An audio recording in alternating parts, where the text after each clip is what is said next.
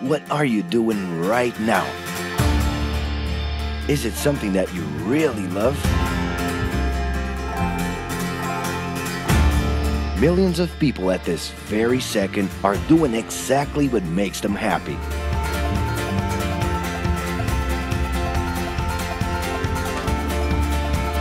But wait a minute. You spend a big part of your life working. And any job has the potential to drive you insane. I think this is a good time for a break. But, of course, there's a bright side.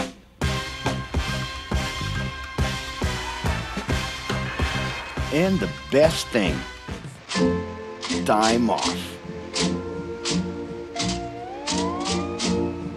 As a matter of fact, the way we work influences new trends and behaviors in society.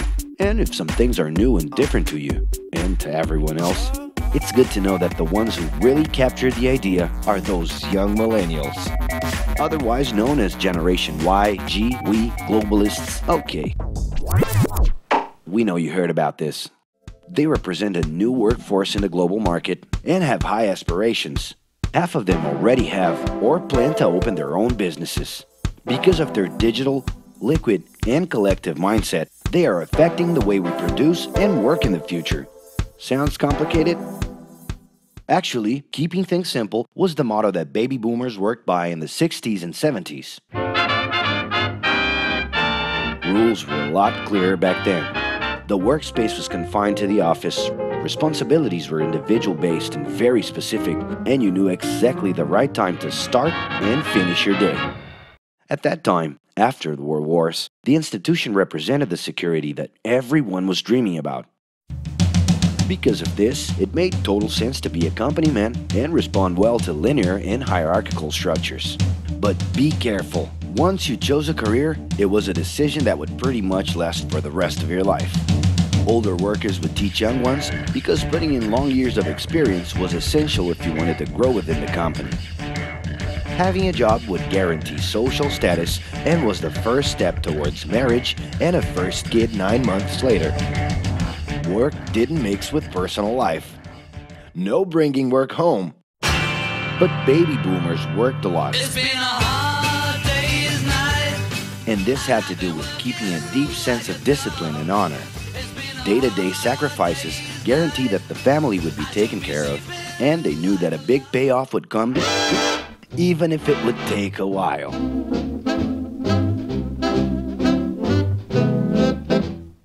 However, Generation X redefined the time relationship between work and reward.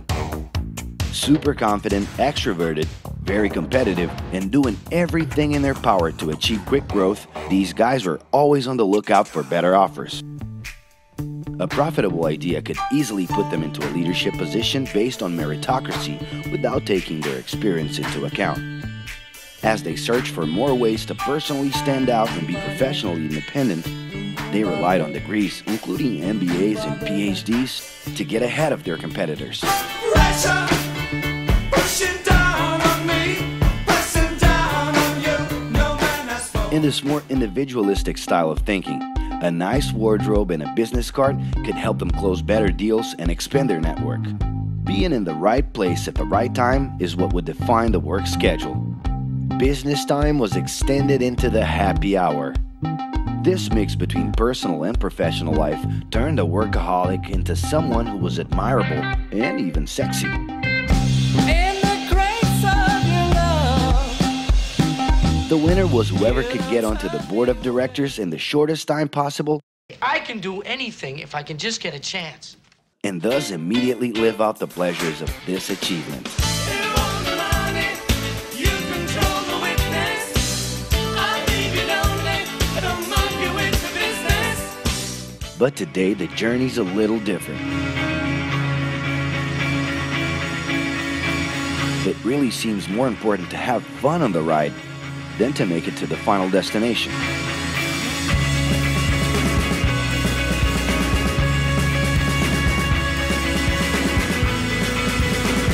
Ironically, millennials, those unpredictable kids, are the ones perfectly translating this new vision. In a time when pleasure determines professional accomplishment, they know, like no one else, how to recognize opportunities that link passion with work. It's not right,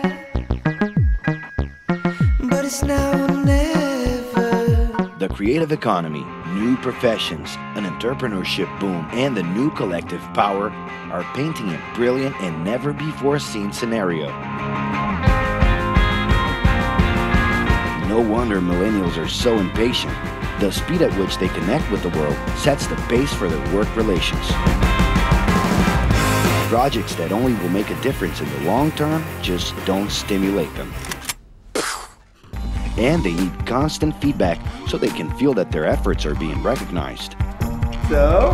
It's great. I love it. The traditional pyramid inside of companies doesn't really fit with these anxious young people.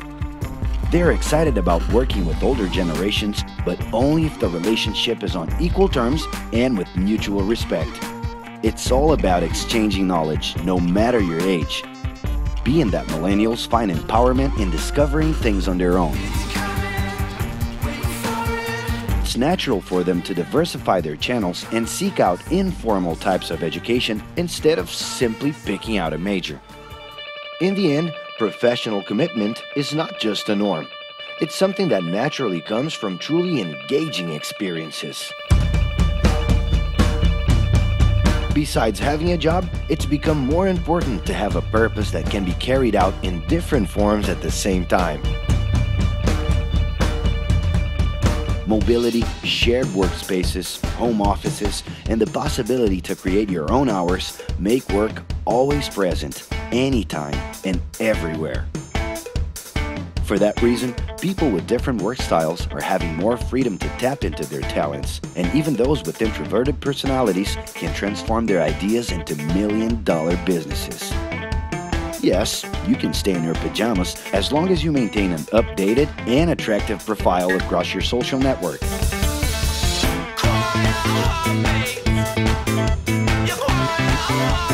As you can see, flexibility is really the way to go. Millennials are fascinated when they get involved in works in progress and feel motivated by learning new skills. They're excited about an open and forever beta world where testing and messing with something unfinished is the only way to create the new. Millennials need more than ever to feel autonomous, and they're exhilarated by the challenge to develop and participate collaboratively.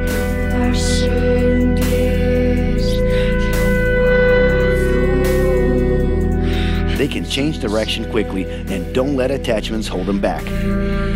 It's about living better in the present with no illusion that the future can be controlled.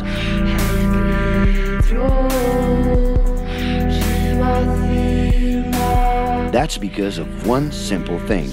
Whoever adapts more easily can evolve along with the changes. And if you feel overwhelmed by everything so far and are looking for the right answer, well, sorry. We're still going to ask you another question. Are you doing what you love right now?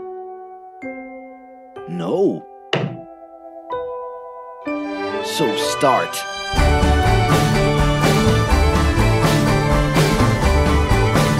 The clock is ticking and your life is in a hurry.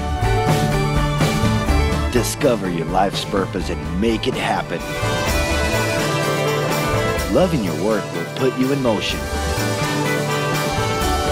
It's the only way to lead a fulfilling life every day.